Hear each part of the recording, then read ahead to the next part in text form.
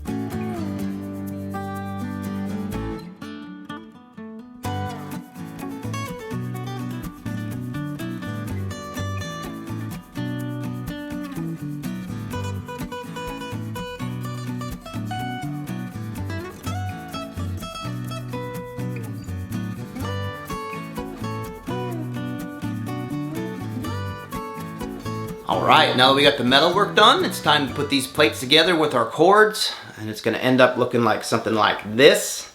So I'm going to go ahead and show you guys real quick how I went about doing that and weaving everything together. So I'm going to get set up here and we'll get started doing that. So this is gonna be a weird shot, kind of over my shoulder. I'll kind of try to show you guys what's going on. First thing you're gonna need is we got a cord, and I'm gonna cut 4 of these because there's 4 slots in the holes here, and I'm just gonna measure out, kind of using my body here, kind of from my end of my fingers here to my armpit is about the length that I've been doing. I'm gonna cut 4 of these real quick. All right, now that I have my 4 cords, sorry, I've got a cold, so bear with me. I'm gonna take some blue tape here, and I want a piece of tape for each end, so I need 8 pieces of tape. Now I'm just gonna grab one of my cords here, overlap this on the end, on both sides.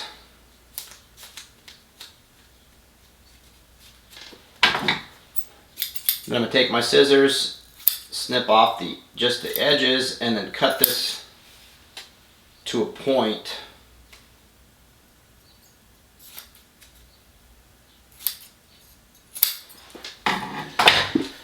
Like so. And what that's gonna do for us is keep all the fibers together and give us a nice point to weave through all of our holes here. So I'm gonna go ahead and do that to the other cords real quick, and then we'll come back. I'll show you what the next step is. All right, the next thing I've got is just a couple these are actually drops or cut-offs from other ones that I've done. I've tied a couple knots in the end, and what these are going to do, so I'm gonna grab my first plate here. I'm gonna put these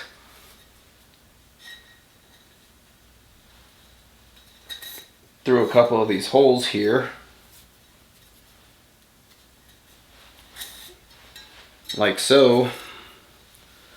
So I can hang this. As you can see, I just took some boxes that I had laying around, duct taped them together, and this is how I've been weaving all my things. I've got some tape on the top here,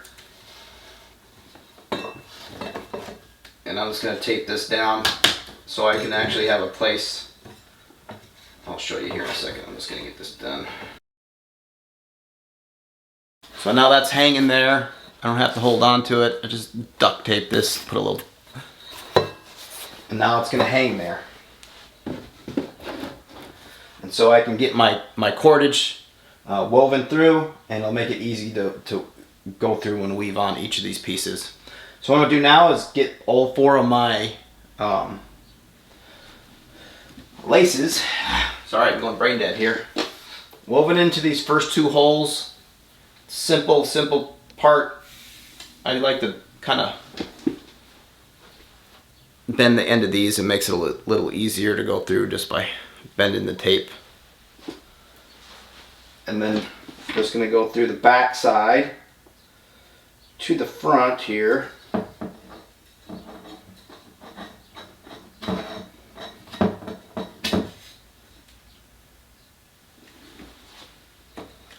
Trying to stay out of the way here.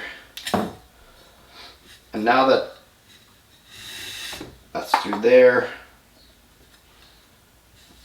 I'm going to pull it down tight.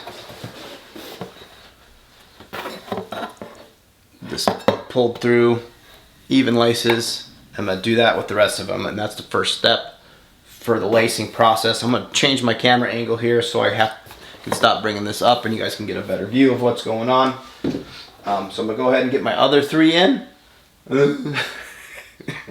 Stinking cold. And then we'll get the next plate woven in. I'll show you how to cross hatch and pull those through. And yeah, then we just weave through all the plates, get them tied, and that's how we get this project all complete.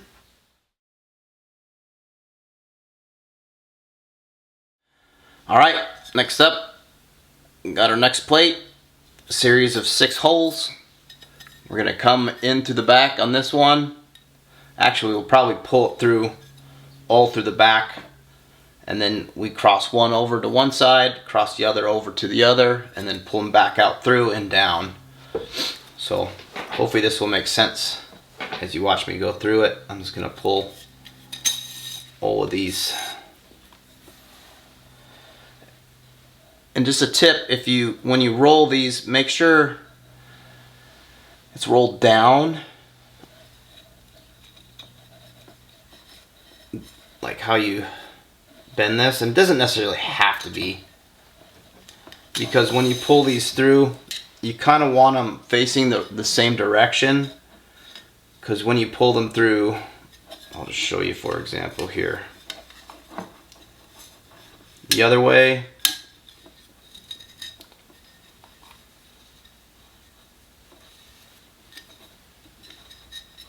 you'll have one that looks like, zoom in on this here, you'll have one that's cupped this way and one that's cupped that way, and you want them to all be the same. So try your best to have them, if you do have it cupped the wrong way, you more or less just have to fold the rope over this way, pull it through to that point, flatten it out on the back side, and just draw it back through that way, so it's cupped the same direction, because that'll make it look nicer in the long run. So I'm going to go ahead and get these all pulled through here. Alright, now that we have these laced through the first set of holes here, you're going to want to go ahead, now this doesn't matter, I mean, it's all dependent on the individual. If you want these all cross-hatched the same way, I think it looks nice. I've been kind of alternating from one plate to the next plate on which one of these goes first and second, so they're all looped the same way, and then it alternates. This is a small detail. It'll make it look nicer, but you don't have to do it that way. So I'm going to flop these over the edge, and I'm going to start with this one here. Before we get started doing that, you kind of want to make sure these are all the same distance as your other ones. I've done 6 of these now, so I kind of have a good idea. But you can always lace up your first plate,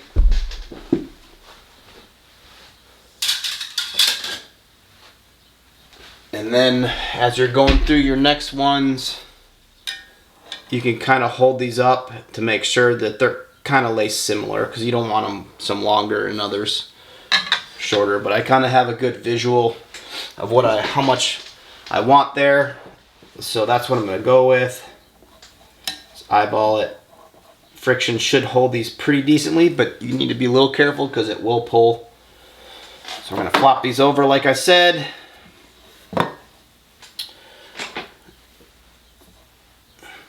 Pull this, like you said, making sure which way the laces are rolled. Pull it through. Because I want these to be semi-flattish. And just pull that down like that. And like you can pull that through to make adjustments if needed. Put the second one crossed over top of that. And you could twist this too if you need to. Just making sure this all lays down nice. It's kind of a pain in the butt.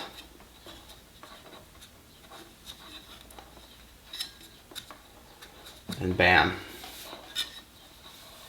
And I'm going to wait until I get all these cross-hatched in and then bring them to the back side, because if I need to make an adjustment on the plate, I can do that at this stage. It's kind of a pain in the butt if you have them actually pulled all the way through the other side, because that kind of locks it into place. So I'm going to go through and do the rest of these X's, and then we'll get these pulled through the other side after that.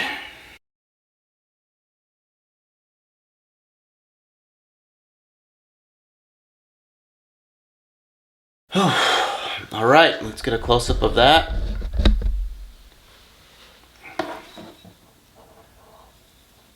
All X'd in. I'm happy with the heights on those. So like the last little step here on this plate is just doing the same thing I did here and running these through the back, making sure they're not cupped, or they're cupped in the same direction. through the hole, because that will make it look nicer. Pull those tight.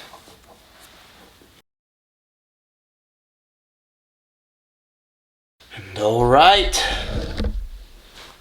Plate 2 is on. I'm gonna go ahead and rinse and repeat.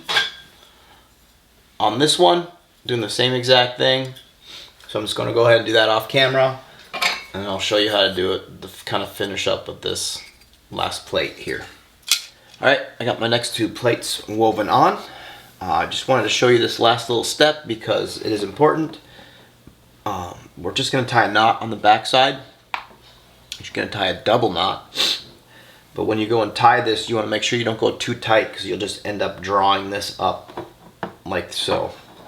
So you kind of have to tie a slight, not loose, but kind of up against the back, and then tie a secondary knot, tighten it down, and making sure you don't scoot this up on your plate here. So we're just going to